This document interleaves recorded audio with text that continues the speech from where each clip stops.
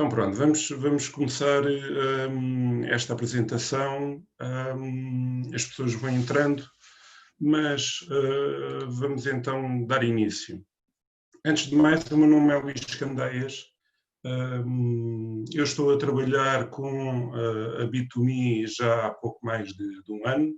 Eu dou apoio à Bit2Me em Portugal, tanto à Bit2Me como à TicBit em Portugal. Portanto, dou apoio aos utilizadores e também dou apoio à academia que nós temos. Portanto, temos uma parte vocacionada com a educação, que é a Academia Bit2Me, que eu no final depois já mostro o site, em que existem vários artigos curtos, pequenos, escritos de um modo simples, para que as pessoas entendam certos termos das criptomoedas. Porque há tantos termos, há tanta coisa que nós ouvimos falar e nós tentamos colocar em artigos curtos e simples para que as pessoas percebam da melhor forma o que é cada um desses termos. Então, hoje nós vamos falar sobre a evolução do dinheiro. Queria falar um bocadinho sobre a evolução do dinheiro e as suas funções. Isto porquê? Porque eu acho que é muito importante, especialmente para quem se está a iniciar na Bitcoin, criptomoedas, que entenda o que é o dinheiro e qual é que tem sido a evolução do dinheiro. Porque muitas vezes eu tenho amigos meus a perguntarem-me, então, mas explica-me lá o que é Bitcoin. E quando nós começamos a explicar o que é Bitcoin é difícil para as pessoas entenderem. Porquê? Porque falta-lhes a base e o conhecimento do que é o dinheiro. E então eu virei um pouco a estratégia mesmo para os meus amigos e quando eles me perguntam o que é Bitcoin, eu respondo com uma pergunta. E pergunto, então, mas tu sabes o que é o dinheiro? E a maior parte não sabe bem o que é o dinheiro. Nós temos uma ideia do dinheiro que não é a mais correta. E então vamos começar por aí. Vai ser uma parte teórica, mas eu vou tentar que seja rápida. Depois vou falar sobre o que é Bitcoin. Vou entrar a seguir numa parte um pouco mais técnica das carteiras de criptomoedas, porque eu acho que é importante as pessoas perceberem como é que funciona uma carteira de criptomoedas, como é que são geradas as chaves privadas e as chaves públicas, o endereço, e quais é que são as melhores práticas para nós mantermos as nossas criptomoedas em segurança. Depois eu vou falar muito resumidamente dos serviços da Bit2Me, nós estamos a expandir os serviços, os contactos e no final então vamos fazer um sorteio. Este sorteio vai ser da mesma forma que os anteriores, eu não sei se algum de vocês esteve presente num webinar anterior, mas aquilo que eu vou fazer é no final eu vou colocar uma questão sobre aquilo que tivemos a falar e a primeira pessoa a responder então receberá um voucher da TicBit no valor de 50 € que pode resgatar por criptomoedas no site da Bit2Me. Mas depois no final eu também explico um bocadinho mais o que é a TicBit e a forma de resgatar esse voucher. Então, relativamente à evolução do dinheiro. O dinheiro tem evoluído em grande parte já de há milénios para cá, não é? Antigamente não havia dinheiro e o dinheiro era basicamente as trocas que existiam entre as pessoas. Portanto, e tudo muito ligado à área geográfica. As trocas seriam com o gado, com os cereais, com conchas, cacau, tabaco, portanto, uma série de artigos, de produtos que as pessoas tinham, tendo em conta a região geográfica em que estavam e que trocavam, porque necessitavam de trocar por outros materiais, por comida, para a agricultura e tudo mais. O sal também era um produto muito utilizado para trocas, portanto não havia dinheiro e as pessoas então trocavam. Depois passou-se por uma fase das moedas e dos metais preciosos. As moedas, elas cunhadas com ouro e com prata, muitas vezes também com a mistura do ouro e da prata, portanto, e seriam estes metais também preciosos, o ouro e a prata em si, sem serem moeda, que seriam trocados por produtos. Era mais fácil para as pessoas, porque era mais transportável, era mais fácil andar com uma moeda de ouro ou com um pedaço ouro do que andar com quilos de cacau ou de cereais, ou mesmo até com gado atrás para trocar.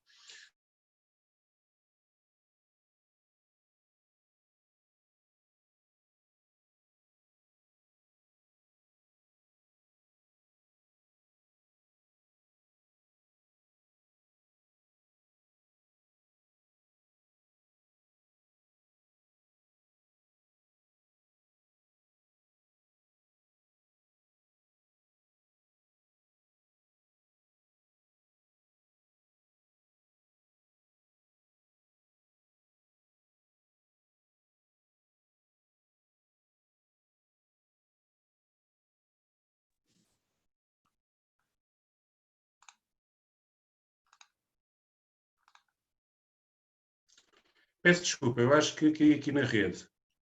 Não é muito usual, mas peço desculpa. Portanto, como eu estava a dizer, havia as entidades centrais, que essas entidades acumulavam então basicamente o ouro e entregavam um papel moeda que era resgatável pelo ouro. Vamos falar também mais à frente sobre os bancos centrais e quais é que foram os primeiros bancos centrais da era moderna, digamos assim. Depois passámos recentemente para o dinheiro digital, em que nós utilizamos já no dia a dia plástico também, os cartões de crédito. Nós fazemos já muitas transferências bancárias através da internet, portanto, basicamente estamos a falar de dinheiro digital.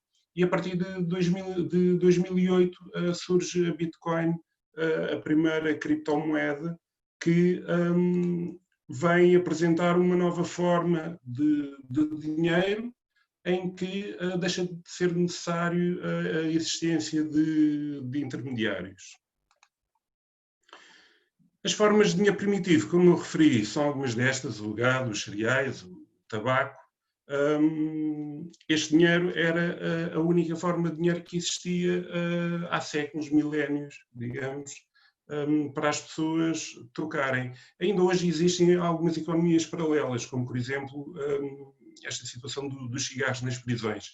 Sabemos muito bem que as prisões têm uma utilidade e têm um valor muito grande dentro das prisões. E então isto é um pouco uma economia paralela, uma economia isolada, que funciona através da troca. Em termos de eficiência, a troca sofre nas áreas do transporte, da durabilidade, da fungibilidade e também da divisibilidade. Também é vulnerável, digamos que, a choques positivos e negativos da oferta. Portanto, existe uma volatilidade grande dos preços e que isso torna como uma reserva de valor e uma unidade de conta bastante instável. A invenção da moeda.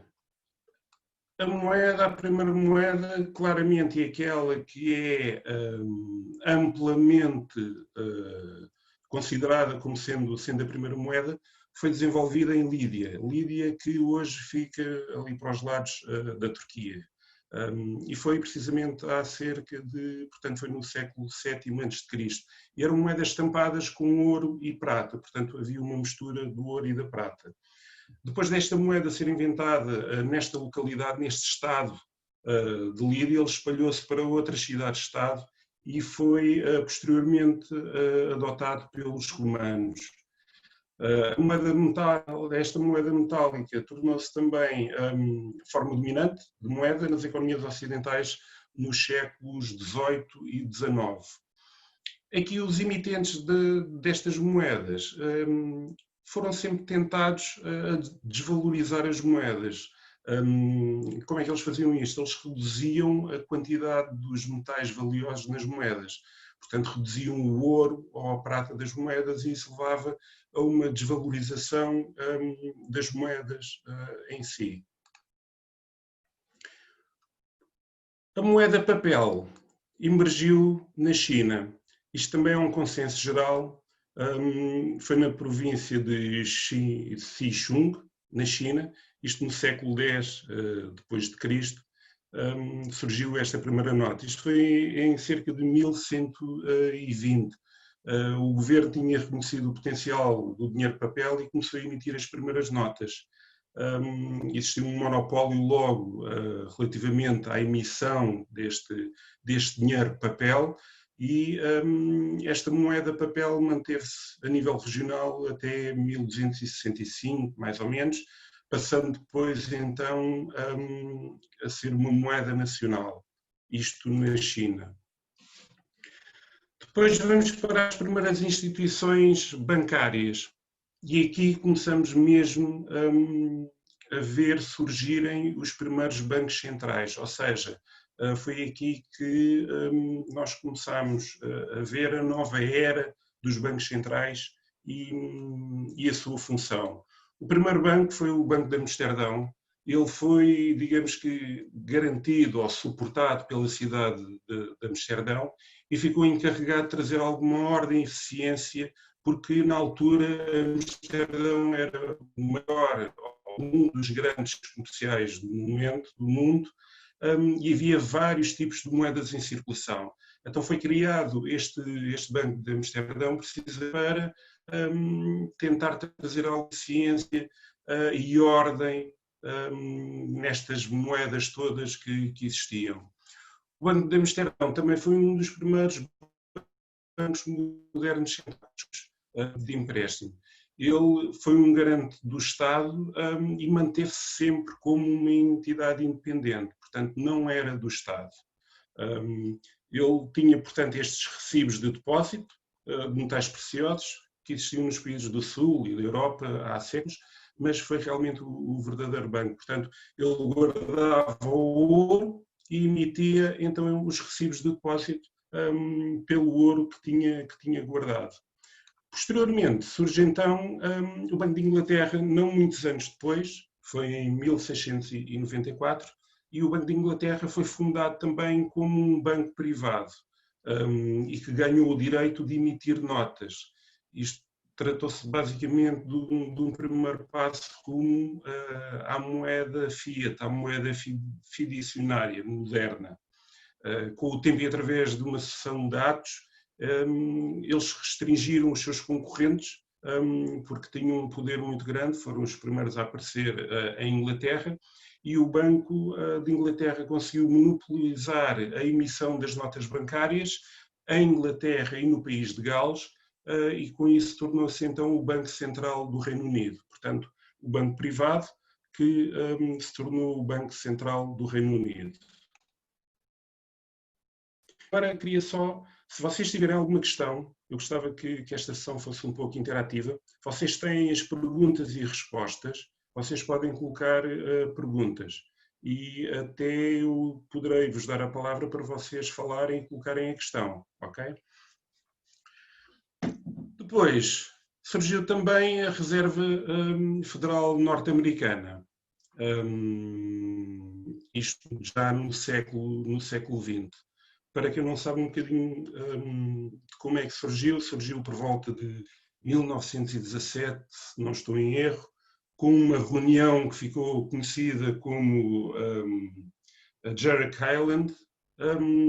Eu tenho aqui o João a colocar uma questão. Vou só, João.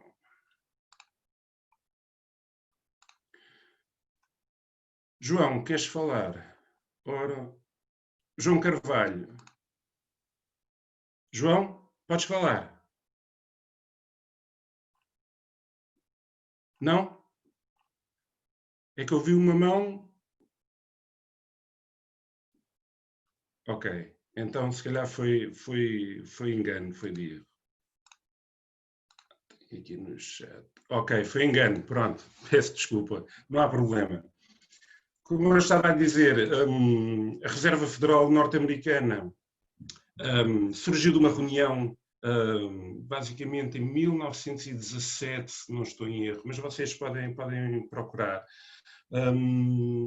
que juntou algumas das pessoas mais importantes do mundo a nível financeiro. JP Morgan, Rockefeller, também o Rothschild, e eles basicamente fundaram a Reserva Federal Norte-Americana. Muitas pessoas ainda pensam, falando com alguns amigos, alguns ainda me dizem, não, então, mas a Reserva Federal Norte-Americana é do governo. Não, não é do governo. Esta é a ideia que as pessoas têm errada e aqui é logo a base para não perceberem como é que funciona o sistema bancário. Todos os bancos centrais são basicamente privados, não são dos governos. E são eles que ditam as regras. Portanto, eles agem de acordo com os seus interesses próprios, de acordo com os interesses dos seus acionistas, digamos assim, dos seus bancos, que são os bancos privados.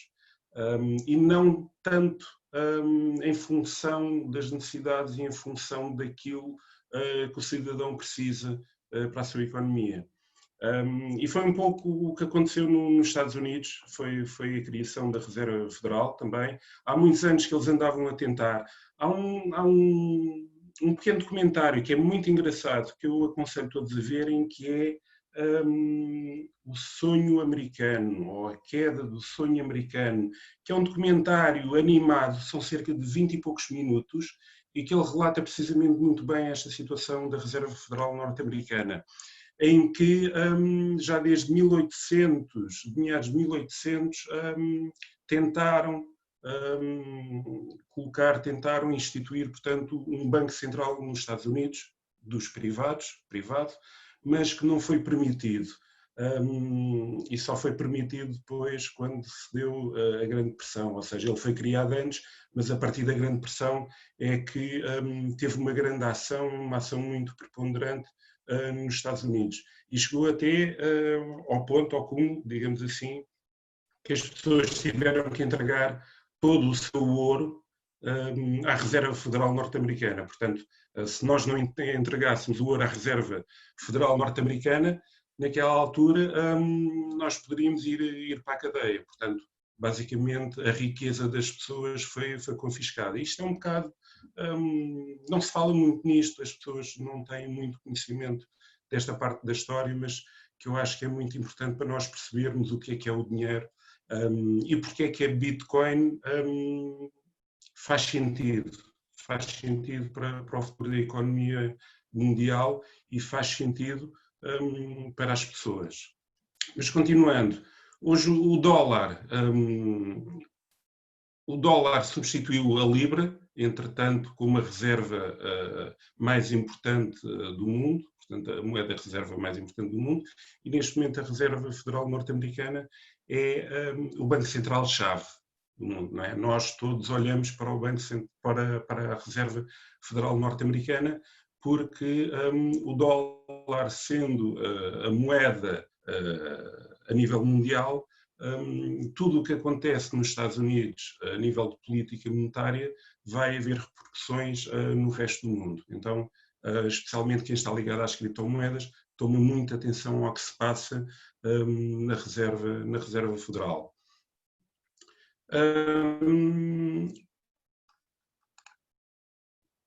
Isto, ele foi criado no início do século XX, a Reserva Federal Norte-Americana, mas é importante as pessoas também perceberem o que é que aconteceu em meados de 1944, que foi o Bretton Woods. Foi uma conferência monetária a nível mundial, isto no pós-guerra, pós-Segunda Guerra Mundial, em que basicamente a Europa estava desfeita, precisava muito de dinheiro, depois houve o Plano Marshall, mas aquilo basicamente que aconteceu foi uma reunião, uma conferência em julho, se não me engano, de 1944, das maiores economias mundiais que tentaram regular os futuros fluxos financeiros, digamos assim, entre os países, através de taxas de câmbio, e essas taxas de câmbio passaram a ser fixadas no dólar. Porquê? Porque o dólar tinha por base o ouro, ou seja, por cada nota de dólar havia ouro. O dólar, portanto, permanecia reembolsável para o ouro a 35 dólares a onça. Portanto, a Reserva Federal Norte-Americana tinha reservas de ouro para todo o dinheiro que emitia, para todos os dólares que emitia. todos os países ratificaram essa convenção, e essa ação basicamente marcou o fim das moedas soberanas apoiadas pelo metal. E deu-se a passagem do dinheiro de mercadorias, digamos assim, para o dinheiro fiduciário, para o dinheiro fiat. E que todas as moedas... há aqui um pequeno ponto que é aqui que eu estava... que é aqui esta parte, em que o padrão ouro não estava disponível para os cidadãos, eram apenas contrapartidas dos bancos centrais. Portanto, nesta fase já não era bem considerada um padrão ouro completo. Portanto, era um semi-padrão de ouro. Porquê? Porque as pessoas, se nós fôssemos, se uma pessoa fosse à Reserva Federal para trocar os dólares pelo ouro, isso já não acontecia. Portanto, só acontecia com os bancos centrais e não com as pessoas. Portanto, a partir desta data, foi este standard do quasi gold. Por isso é que tem este nome, porque não é um padrão ouro na sua plenitude, porque apenas os bancos centrais é que poderiam reembolsar ou resgatar esse ouro com o dinheiro. No entanto, aconteceu aquilo que nós sabemos, ou muitas das pessoas sabem. Em 1961 deu-se o choque Nixon, em que basicamente o Nixon veio referir que a partir daquele momento foi fechada a janela de ouro, foi fechada a torneira, digamos assim, e o ouro já não poderia ser trocado por dólares, a uma taxa fixa. O que aconteceu a partir daí foi que todo o dólar que passou a ser impresso deixou de ter por base o ouro. Ou seja, começou-se a imprimir dinheiro, o dinheiro fiat, com base na confiança e não com base num recurso, como era o caso do ouro. E isto traz digamos que muitos dissabores, não é bom para a economia. E aqui eu vou buscar estes dois gráficos porquê? Porque aqui nós começamos a ter uma ideia do que é que aconteceu em 1971. E este primeiro gráfico da esquerda eu acho que traduz bem aquilo que aconteceu quando se deu o choque Nixon, quando o dólar deixou de estar baseado no ouro que estava em reserva. A produtividade e a compensação aqui inclui-se os salários e outros benefícios de produção, desde 1948 até cerca de 1962 esteve sempre a par. Portanto, a produtividade esteve sempre a par com a compensação, com os salários, com os benefícios originários da produção. E a partir dessa altura começa a haver uma divisão, em que a compensação basicamente estagna, a produtividade aumenta. Ou seja, existe aqui esta diferença em que o acréscimo de valor não é traduzido em compensação.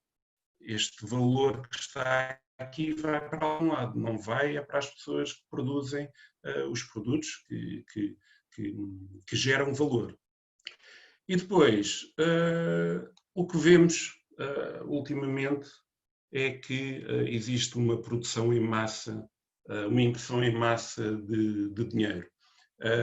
E se vocês virem aqui que é interessante, em poucos meses a dívida norte-americana saltou de cerca de 22 trilhões de dólares para mais de 25.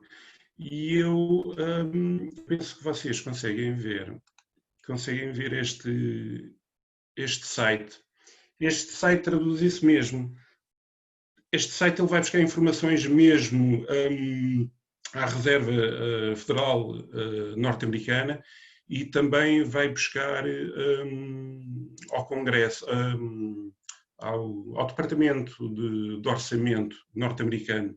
E aqui podemos ver que a dívida norte-americana já ultrapassou os 25 trilhões. Neste momento já vai em 26 trilhões. E é engraçado ver aqui que o retorno aos ganhos, a entrada de impostos para o Governo Federal está a diminuir sistematicamente. Isto é neste site, US Debt Clock. É engraçado, vocês podem ver e podem ir acompanhando isto em tempo real, o valor da dívida norte-americana, e ter uma ideia daquilo que se está a passar.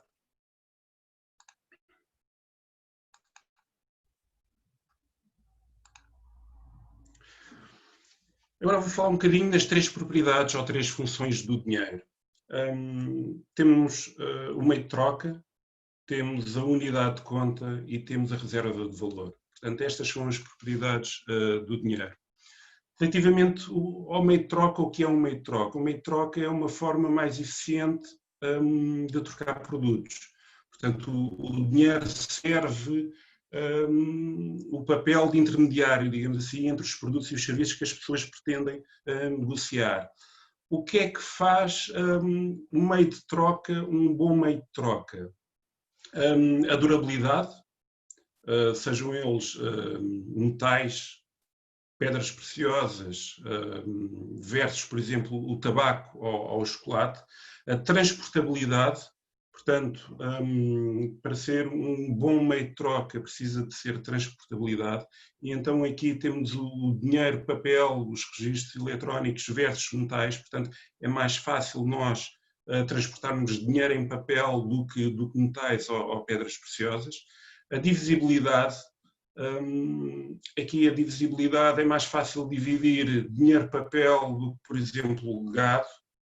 Ok, podemos, se tivermos 5 vacas, conseguimos dividir por 2, mas não conseguimos dividir uma vaca, quer dizer, ou até conseguimos, mas é mais complicado, demora mais tempo. E também a questão da contrafação, da não falsificação, que é um problema de longa data que existe com quase todas as moedas.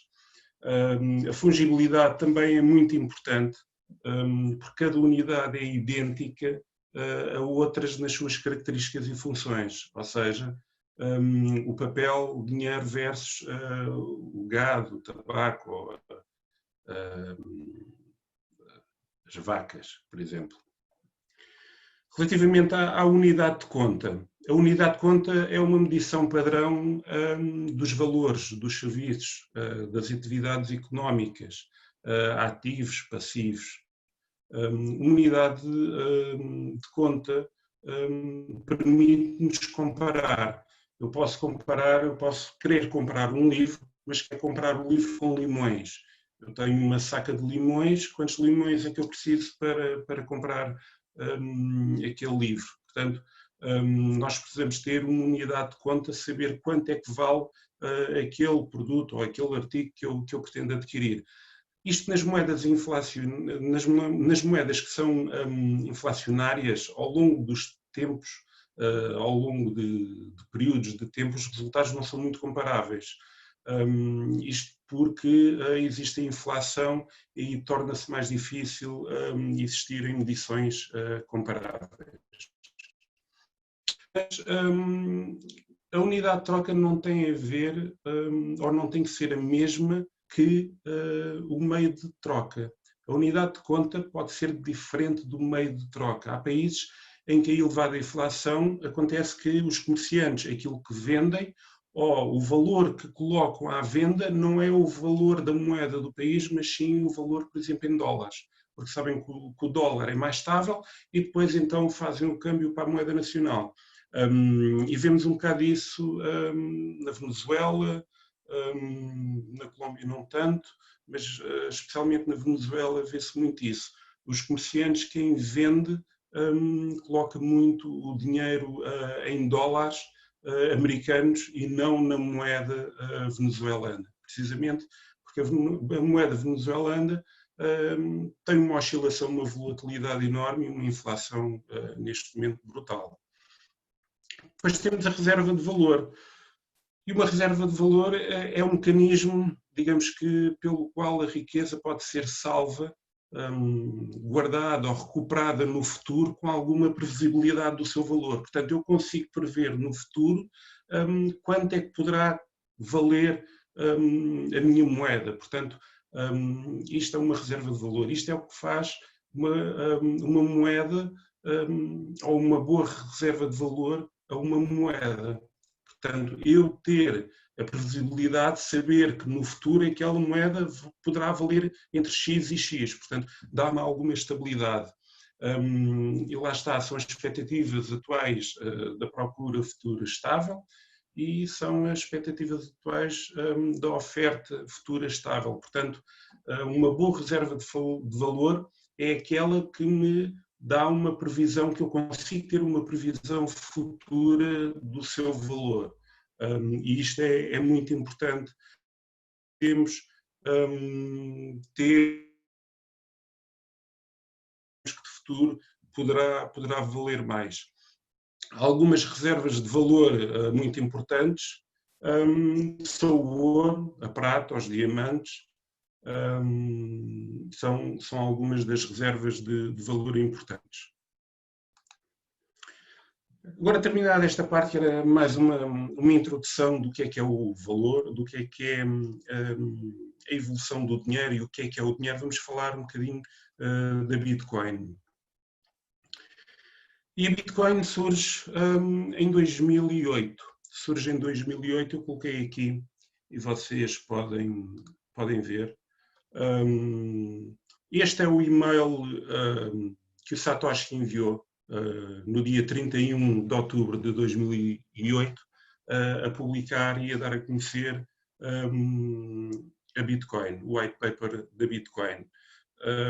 Eu tenho aqui, para quem não conhece e tem interesse em ler, e eu aconselho muito a lerem alguns e-mails do Satoshi, podem ir ao satoshi.nakamotoinstitute.org/e-mails e então vêm aqui aos e-mails do Satoshi.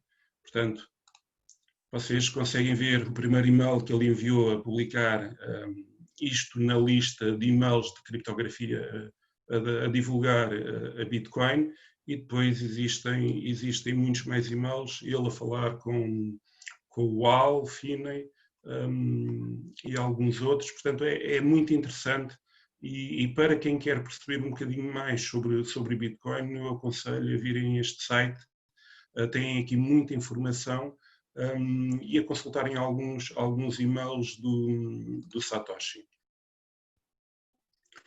Portanto, em 2008, o Satoshi apresentou o Bitcoin através do paper, e basicamente isto foi um texto revolucionário. Revolucionário porque ele descreve um sistema de dinheiro eletrónico ponto a ponto. Portanto, ele descreveu um protocolo ponto a ponto, pessoa a pessoa, se preferirem, completamente descentralizado, à prova de manipulação, em que também era possível verificar transações digitais e que aumenta os duplos gastos. Portanto, impedia que houvesse uma duplicação da moeda dentro deste protocolo. E isto tem também, portanto, ele criou também este registro transparente e aberto de transações que todos nós podemos verificar através da blockchain. Portanto, podemos verificar através de alguns sites, nós podemos analisar, mas quem tiver um nó que é um node em inglês, que é basicamente o software que guarda toda a blockchain, todo o registro histórico de transações. Se algum de vocês tiver interesse em instalar um nó, é capaz de demorar um bocadinho até fazer, digamos, o upload ou o download de todas as transações, de todos os blocos até o momento, mas depois vocês conseguem verificar na rede, portanto ela é transparente, vocês conseguem ver as transações. E isto foi completamente revolucionário. E foi revolucionário porquê? Porque, primeiro, estamos a falar de uma moeda privada, ou seja, não existe nenhum Estado soberano, não existe nenhuma entidade central que gira a Bitcoin. Ela é descentralizada e é completamente digital, portanto, não existe qualquer manifestação física necessária para a Bitcoin. E a Bitcoin o que tem também é esta facilidade de nós conseguirmos conferir na rede todas as transações e que não existem duplos gastos. Ou seja, eventualmente poderão existir com um ataque 51, mas isso é outro tema, mas é muito difícil fazer um ataque 51% à Bitcoin. Basicamente, com a Bitcoin, qualquer pessoa pode receber e enviar Bitcoins. Portanto, não existe censura. Ninguém impede ninguém de participar na rede. Qualquer um pode fazer mineração de Bitcoin. E aqui chama a atenção que a mineração de Bitcoin não é para Portugal, ou dificilmente é para Portugal. Porque sai muito caro estar a minerar um Bitcoin e a questão das clouds de mineração também tenham cuidado com isso. Se tiverem dúvidas, vocês perguntem em alguns grupos. Existem vários grupos no Facebook, existe um grupo muito bom no Telegram, que é o CryptoPT. Vocês tenham dúvidas, vão colocar as dúvidas, porque mais vale perguntarem do que entrarem em algum esquema. Mas como eu estava a dizer, qualquer um pode minerar Bitcoin, qualquer um pode verificar a rede e qualquer um pode melhorar, pode contribuir se assim quiser. A Bitcoin, ela avança, é uma tecnologia inovadora e que continua a inovar e inova com base no consenso que existe dos participantes. Tem que existir um consenso para haver uma alteração no protocolo. Caso não exista um consenso de todos os participantes, sejam eles quem faz mineração, sejam eles quem tem os nodes, os devs que estão a desenvolver, tem que existir um consenso generalizado para que exista alguma alteração no protocolo. E através da Bitcoin, portanto, ninguém nos pode apreender, lá está, ninguém pode apreender ou congelar as nossas Bitcoins. Elas são nossas, a responsabilidade está do nosso lado. E com o surgimento da Bitcoin, o que isto vai trazer é também uma responsabilização da pessoa, uma responsabilização financeira nossa. Nós temos que ser responsáveis. E eu já vou falar mais à frente sobre as carteiras de criptomoedas, mas a responsabilidade transfere-se, neste caso, das instituições bancárias.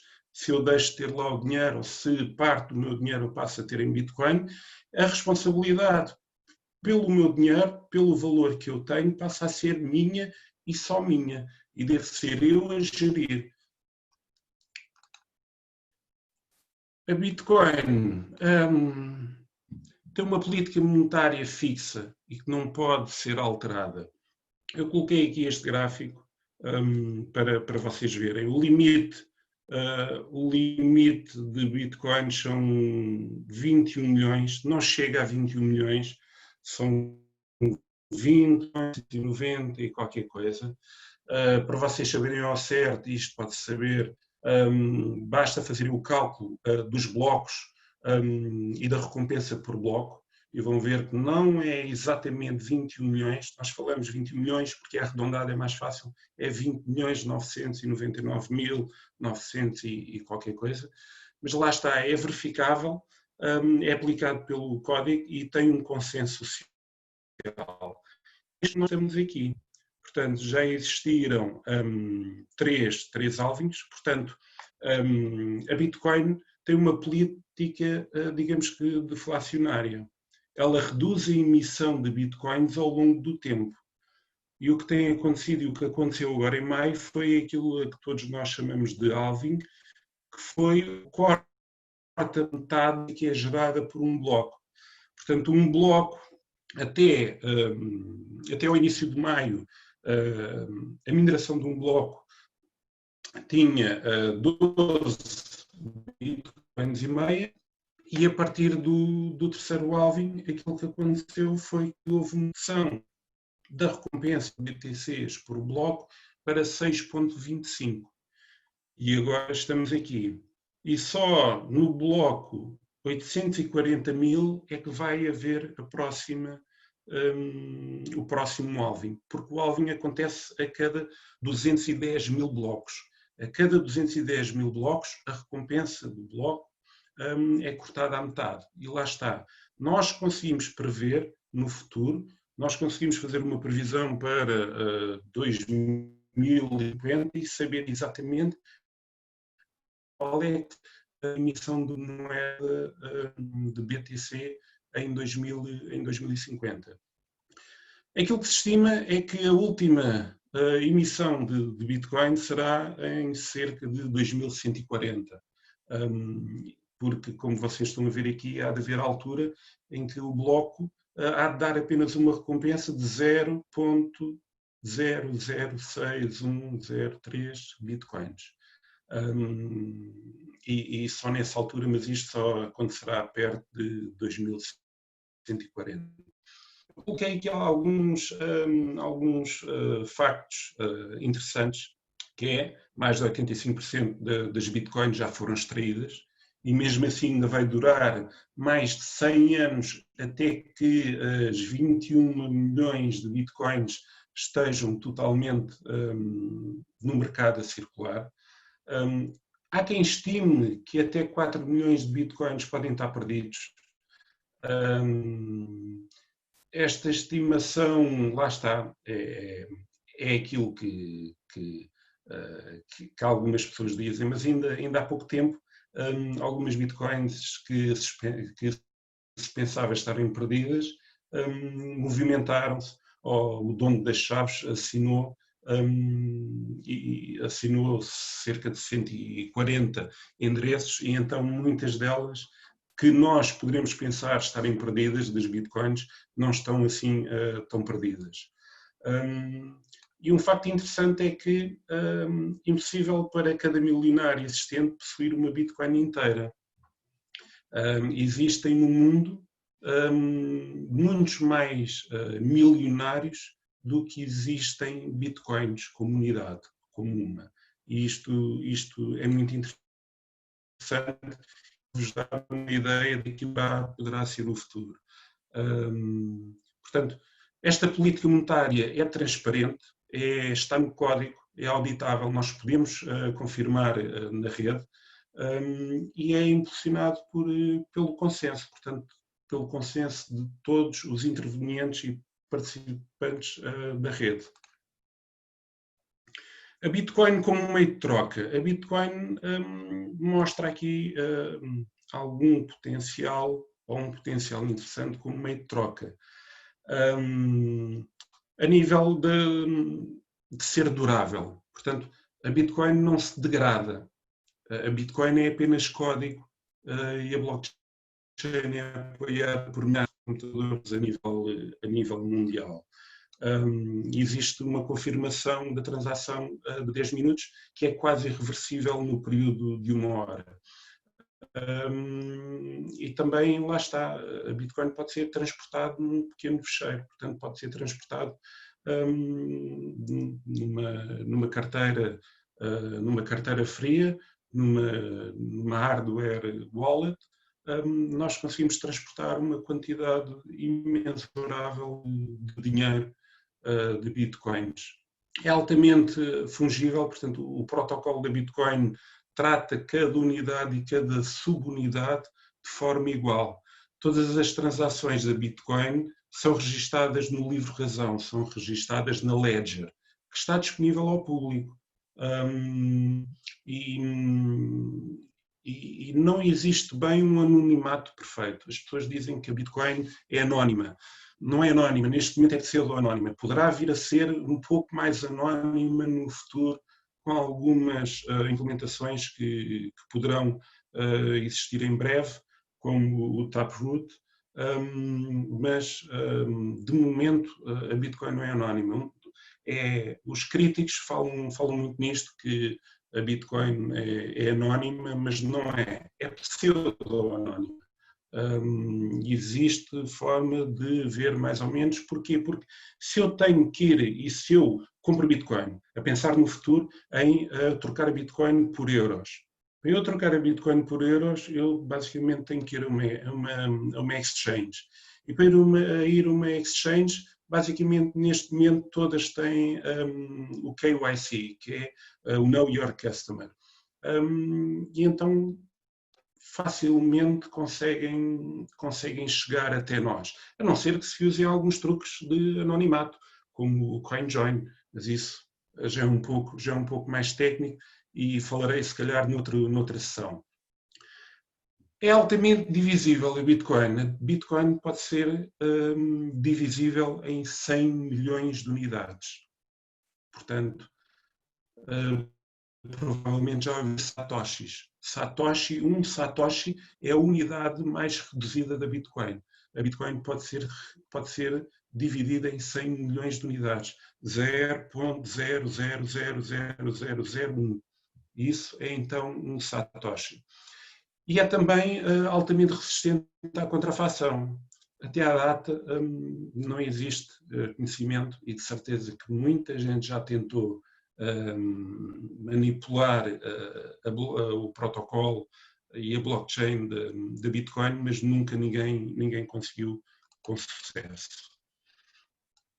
Depois o Bitcoin como unidade de conta. Aqui é um bocadinho difícil de argumentar. Se vocês olharem para o gráfico, existe uma volatilidade muito grande. Mas também a Bitcoin tem pouco mais de 11 anos. É normal, ainda está muito no seu início. Aquilo que se perspectiva no futuro é que com o aumento do preço, o eventual aumento, ninguém pode garantir, mas o eventual aumento do preço da Bitcoin, precisamente por esta redução da emissão de Bitcoins por bloco, com o aumento do preço poderá existir uma maior estabilidade e uma menor volatilidade do preço da Bitcoin. Alguns fatores positivos poderá ser a questão regulamentar. Ainda esta semana saiu uma notícia que eu acho que é muito interessante e vem, de certa forma, calar alguns críticos que ligam a Bitcoin aos criminosos. Eu não sabia que era um criminoso, mas parece que sim. Que a Bitcoin entrou, ou está para entrar, no mercado de ações na Alemanha. Basicamente é um derivado, mas aquilo que está a acontecer é que cada vez vemos mais o sistema tradicional a olhar para a Bitcoin de outra forma. Há quem diga que a Bitcoin tenha várias fases, e quem acompanha no Twitter o Plano B, se não acompanharem, podem acompanhar. Ele tem esse pensamento que existem várias fases da Bitcoin e que já passamos por 4 e estamos a entrar na quinta, e a quinta fase é precisamente um instrumento financeiro, a Bitcoin como um ativo financeiro que irá ter da parte dos bancos, da parte da banca tradicional, olhar para a Bitcoin desta forma. A Bitcoin como uma reserva de valor, se nós formos olhar ao longo do tempo, desde 2011, existe uma evolução que é basicamente de subida. Existe aqui um ou outro período em que existe uma redução, mas aquilo que nós vemos é que, em termos de reserva de valor, há quem diga que a Bitcoin não é uma boa reserva de valor, mas quem diz são os críticos que parece que olham apenas para o curto prazo. Agora a Bitcoin desceu $1000, e sim, uma queda de $1000 em 5 minutos. Não é uma boa reserva de valor. Mas quando nós falamos de uma reserva de valor, nós não podemos olhar para um período curto. Nós temos que olhar para um período mais alargado no futuro. E se nós olharmos para a Bitcoin dessa forma, nós vemos que a Bitcoin tem tendência a ser, eu não afirmo que é, mas que tem tendência e que tem boas possibilidades de ser realmente uma boa reserva de valor. Agora vou falar um bocadinho das carteiras de criptomoedas. As carteiras de criptomoedas é basicamente o software que nós temos, o programa informático que nós temos para guardar as criptomoedas. Aqui quero deixar uma chamada de atenção. Quando nós temos uma carteira de criptomoedas, seja ela online, seja ela móvel, portanto, através do telemóvel, no desktop, um programa no desktop, ou seja, através de um hardware wallet, as criptomoedas, vamos falar de bitcoins, as bitcoins não estão na minha carteira, não estão comigo. Eu tenho uma Ledger, por exemplo, que é uma hardware wallet, eu utilizo a Ledger, mas se eu pegar na Ledger, a Ledger não tem as bitcoins dentro delas. As bitcoins estão dentro da blockchain e não vão sair da blockchain. As carteiras são o vosso acesso, aquilo que vos dá acesso a essas bitcoins. Ok? E a carteira tem uma combinação de 3 elementos, que basicamente é a chave privada, a chave pública e o endereço. Andreas Antonopoulos, quem não seguir Andreas Antonopoulos deve seguir. Nós na tv.bitomi.com temos uma playlist com Andreas Antonopoulos, que é muito interessante, e quem está a entrar em Bitcoin tem que ouvir Andreas Antonopoulos para perceber que ele explica muito bem. Ele refere que uma carteira é um software que contém todos os endereços e que nós usamos para enviar, receber bitcoins e gerir as nossas chaves. Como é que funciona isto de uma carteira? Uma carteira Bitcoin contém então pares de chaves, e contém a chave privada e contém a chave pública. Como é que isto funciona? Quando nós criamos uma carteira de criptomoedas, a primeira chave que vai ser criada é a chave privada. E depois de ser criada a chave privada, é que então é criada a chave pública. E isto é criado através de criptografia simétrica, quer dizer que tem apenas um sentido, que eu, com a chave privada, consigo ter acesso à minha chave pública, mas eu com uma chave pública, tendo conhecimento de uma chave pública, não tenho acesso à chave privada dessa chave pública.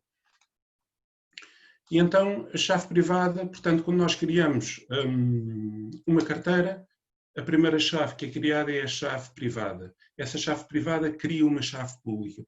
Por sua vez, a chave pública, por meio de encriptação SH256, RIPMED 160, existe aqui uma compressão da chave que nos vai criar a chave pública, ainda é grande, mas que existe depois também uma compressão, isto para falar de um modo simplificado, existe uma compressão e então passamos a ter o endereço de Bitcoin.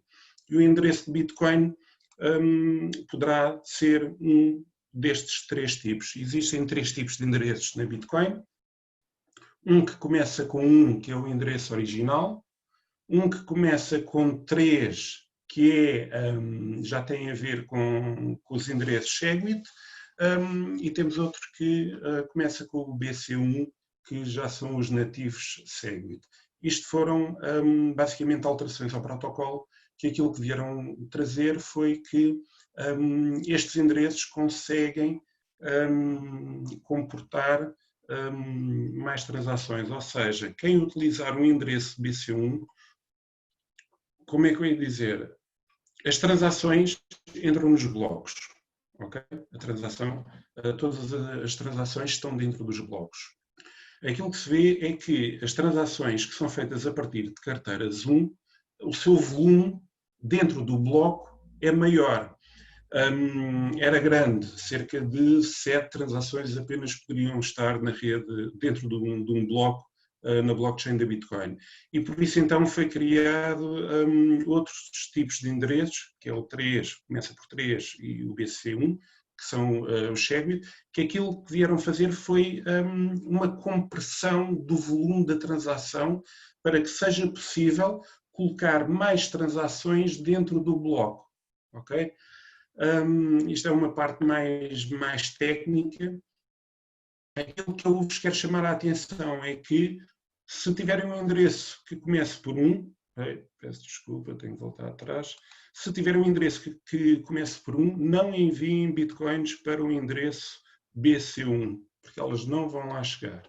Ok? Elas não são compatíveis. O endereço que inicia por 1 não é compatível com o endereço que inicia por BC1. O mais usual que as carteiras têm e que as exchanges têm são os endereços começados por 3, e aqui não há qualquer problema. Nós podemos enviar de um endereço que comece por 3 para um endereço de 1 e vice-versa, e de um de 3 para um BC1 e vice-versa.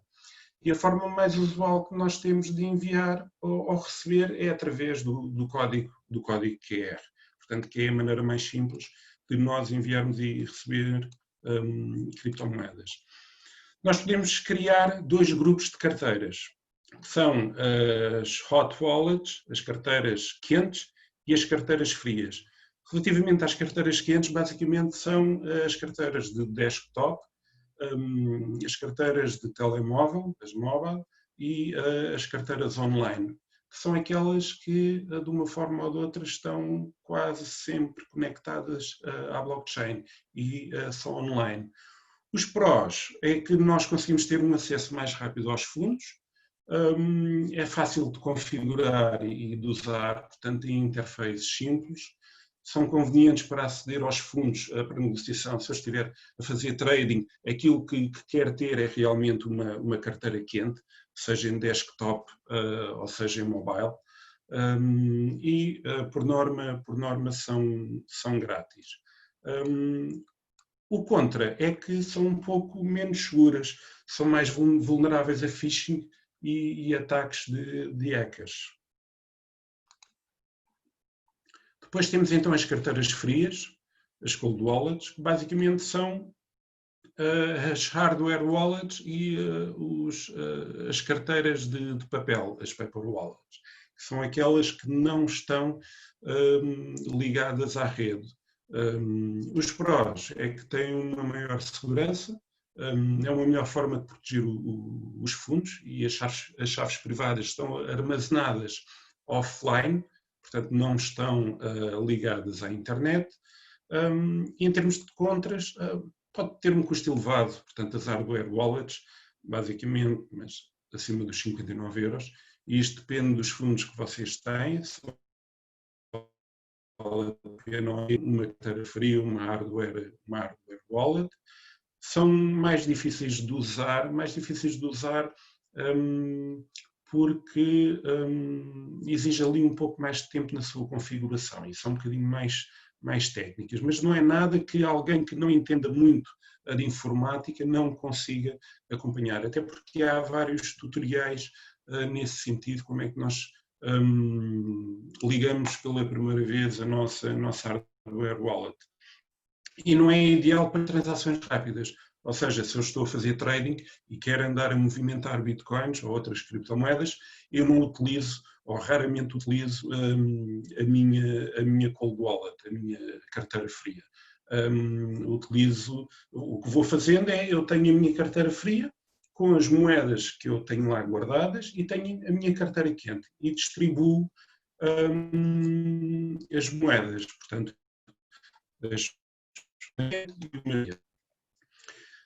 lá está, carteira de papel, carteira de software, carteira de hardware, portanto existem várias.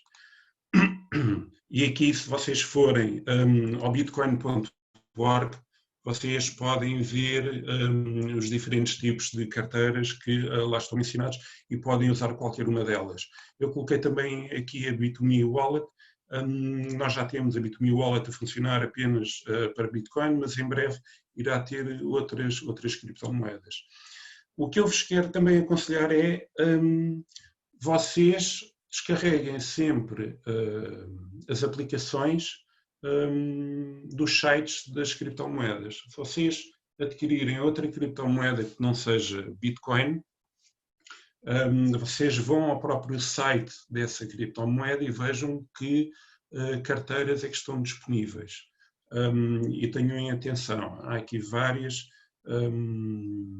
por exemplo, existe a Coinomi, que eu penso que não está aqui, que é uma carteira que dá para várias criptomoedas. Depois também existe isso, carteiras que dão para várias criptomoedas, mas lá está, vejam sempre no site, neste caso Bitcoin, entrem no bitcoin.org, vejam e escolham a carteira que vocês achem que vos é mais proveitosa.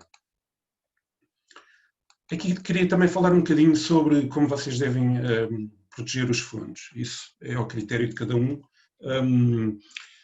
Eu não aconselho muito a guardar as criptomoedas em exchange, porque nós temos visto ao longo dos anos tem havido DEXs e as exchanges sendo centralizadas, não estou a falar de DEXs, estou a falar de exchanges centralizadas, nós temos visto que ao longo dos anos são um ponto de falha de segurança centralizado e de vez em quando acontece hacks a essas exchanges e para não sermos apanhados desprevenidos só devemos ter moedas nas exchanges, aquelas moedas que nós estamos a pensar a transacionar ou que vamos transacionar.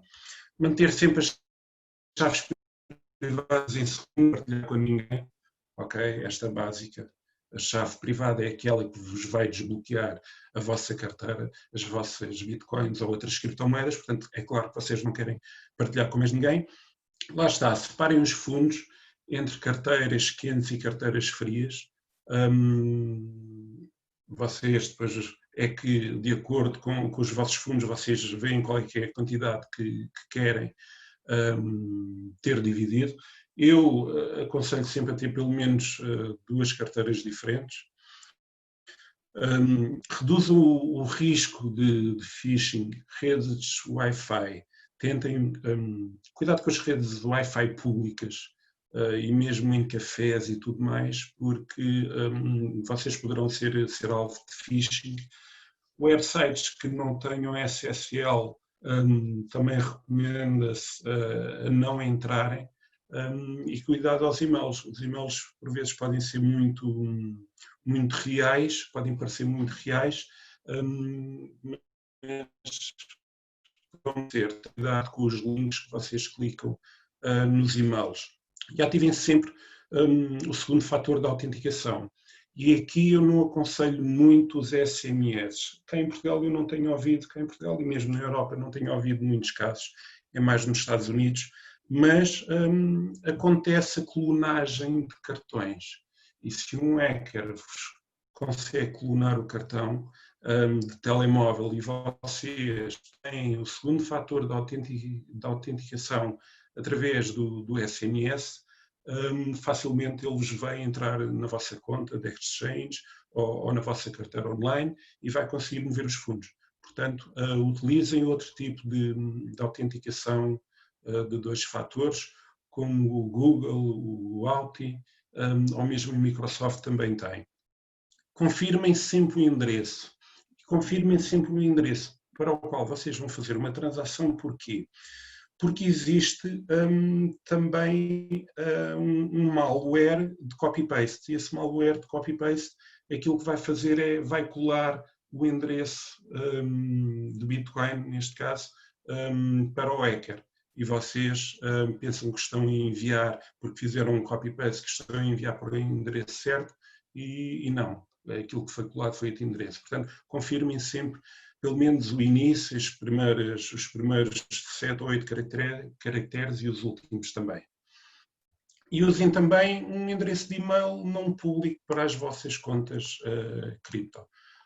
Portanto, é muito importante vocês terem esta privacidade e utilizarem um e-mail diferente daquilo que é o vosso e-mail normal para as vossas relações, sejam pessoais ou profissionais. Pronto, já estou a terminar a apresentação, é muito rápido, é muita informação, eu tentei resumir ao máximo. Se alguém tiver alguma questão, pode levantar a mão ou colocar nas perguntas e respostas. Se não, eu vou falar muito resumidamente da Bit2Me. Ok. Vou avançar. A Bit2Me é uma empresa de compra e venda de criptomoedas. em que vocês têm diversas opções, transferência bancária, com o cartão de crédito, através do TICBIT, o saldo, o balanço é através de uma transferência bancária, e aqui existe a possibilidade de vocês transferirem, portanto, ao comprarem as criptomoedas, irem para a vossa carteira da Bit2Me, se for Bitcoin, ou então vocês colocarem o vosso endereço da vossa carteira de criptomoedas. Portanto, não obriga a que as criptomoedas sejam enviadas para a carteira Bit2Me. Lá está, temos a carteira Bit2Me, neste momento ainda está apenas com a Bitcoin. Se vocês virem aqui tem Lite, o Lite refere mesmo que não está ligado à blockchain. Nós vamos fazer agora brevemente uma atualização grande ao nosso site, e nós vamos fazer atualização à rede e vamos também adicionar mais algumas criptomoedas das quais vocês podem comprar e podem transacionar e guardar. Temos a Bit2Me Academy, que é academy.bit2me.com/pt. Ela ainda contém alguns erros de ortografia, que nós sabemos, mas já temos lá publicados mais de 300 artigos em português. Vocês podem entrar no site, deem o vosso feedback. Nós esperamos que até ao final deste mês todos aqueles erros de tradução já estejam resolvidos. Mas é algo que vocês, se tiverem alguma dúvida relativamente a algum termo, vocês podem ir pesquisar na Academia Bit2Me, porque de certeza que vocês vão encontrar lá um artigo. Nós criamos também a TV Bit2Me e aqui agregamos vídeos só sobre criptomoedas e blockchain. E aqui fazemos um filtro. Vocês aqui não vão encontrar nada relativamente a esquemas de pirâmide, nem nada disso. Colocamos aqui um filtro que aquilo que tentamos colocar em termos de vídeos são mais os vídeos educativos, a explicarem esta ou aquela criptomoeda, esta ou aquela blockchain, este ou aquele termo. E temos também aqui uma playlist do Andreas Antonopoulos que eu aconselho-vos a seguirem. Temos também, isto virado para a comunidade também, a Bit2Me Agenda. A Bit2Me Agenda agora com esta situação do Covid ficou um bocadinho, digamos que em águas de bacalhau, mas aquilo que nós estamos a tentar é colocar todos os eventos que existam de criptomoedas apenas num espaço, e para que as pessoas saibam. Nós vamos fazer isto também para Portugal quando começarem a haver mais eventos, vamos começar a publicar lá, mas vocês conseguem ver através da agenda Bit2Me que eventos é que estão a acontecer no mundo inteiro, ok? Conseguem acompanhar isso. E até há alguns eventos que são videoconferências e que vocês também podem entrar, portanto é interessante. Muitas delas também é a parte de educação, parte mais técnica, que eu também aconselho a consultarem. O TICBIT é, digamos, uma nova forma das pessoas comprarem criptomoedas a dinheiro. Portanto, nós temos já algumas lojas em Portugal aderentes, em que se vocês forem a uma loja, vocês podem comprar um TICBIT, que é um voucher entre os 20 e os 400 euros. Vocês podem comprar até ao máximo de 1000 euros por dia, e com esse voucher que tem um código PIN de 16 dígitos, vocês vão ao site da Bit2Me e colocam, vocês selecionam, só mostrar aqui, vocês selecionam aqui o ticket, vais pedir para vocês colocarem o código PIN, o valor do voucher, e vocês resgatam automaticamente as criptomoedas para a vossa carteira. Portanto, é uma nova forma, pessoas que queiram comprar a dinheiro podem o fazer numa loja aderente que venda o voucher TICBIT. E depois, para quem utiliza, eu não utilizo muito programas de afiliados, mas todas as outras exchanges têm, e por que não também falar na Bit2Me. A Bit2Me tem este programa de afiliados, que basicamente, se vocês virem, vocês vão ter uma recompensa de 1% de todas as transações de um afiliado vosso. Portanto, se vocês enviarem o vosso código de afiliado para alguém e essa pessoa entrar na Bit2Me e efetuar compras ou vendas dentro da Bit2Me, vocês vão receber sempre 1% das transações, ok? E quando tiverem 30 euros acumulados, vocês podem resgatar por criptomoedas. Portanto, quem estiver interessado, também consultar o site. Estes são os meus contactos. Como eu referi no início, eu estou a dar apoio em Portugal à Bit2Me e à TickBit. Estou também a ficar um pouco mais ligado a esta parte da educação.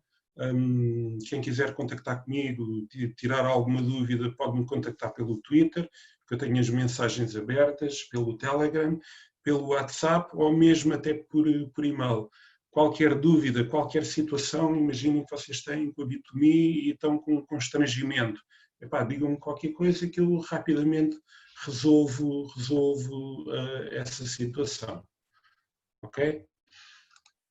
Ora, então, vamos agora para o sorteio. E então, eu vou parar aqui a partilha. Vamos ao chat. Vocês conseguem todos ver o chat? Não conseguem? É que eu vou colocar aqui a pergunta, que vai ser muito fácil. Vamos fazer o seguinte, eu vou colocar uma questão e a primeira pessoa a responder corretamente à questão ganha então o voucher de 50 euros em TickBit que pode resgatar na Bit2Me. Ok? Se entretanto tiverem alguma questão, podem colocar.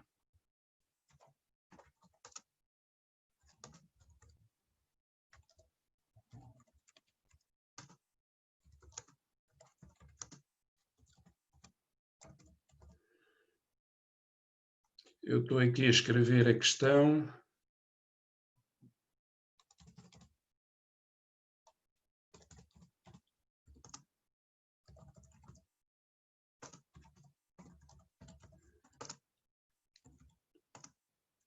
Vai ser muito fácil, portanto, estejam atentos ao teclado.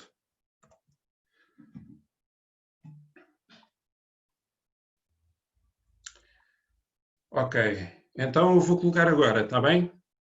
Vejam a questão, eu também vou ditar e a primeira pessoa que responder corretamente ganha o voucher. Então a questão é, qual é que é a recompensa de bloco atualmente em Bitcoin?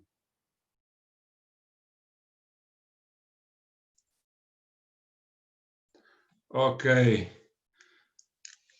Temos aqui já várias respostas. Fernando, o António e o Lourenço. Obrigado por responderem. Fernando Pires respondeu primeiro. Foi mais rápido no teclado. Parabéns, Francisco. Amanhã vais receber no teu e-mail o voucher dos 50 euros de TickBit, que depois podes resgatar na Bit2Me. Qualquer dúvida que tenhas, depois diz.